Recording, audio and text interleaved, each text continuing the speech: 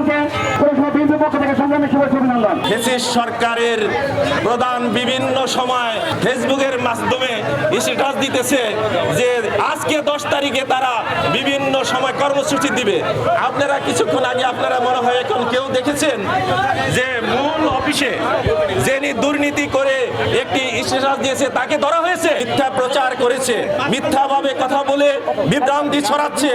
তবে এই মিথ্যাচার আর পুনরায় করতে দেওয়া হবে না। আপনাদের বলে দিতে চাই, আওয়ামী লীগ প্রেতাত্মা যারা আছেন হুঁশিয়ার হয়ে যান। বাংলার মাটিতে যে অন্যায় আপনারা করেছেন এটা কিন্তু মানুষ বরদাস্ত করবে না।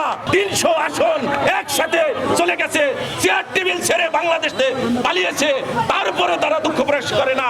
আমরা এই মিছিল করে যাই, বাড়ি ঘুমাবো না, রাস্তায় থাকবো ইনশাল্লাহ। আপনারা যার যার ইউনিটে ফিরে যাবেন এবং সেই ইউনিটে স্ব দায়িত্ব নিয়ে বাংলাদেশে একটি অবৈধ অগণতান্ত্রিক এবং উচ্চুর সরকার এদেশের মাটিতে জবরদস্তি করে চেপে বসেছিল।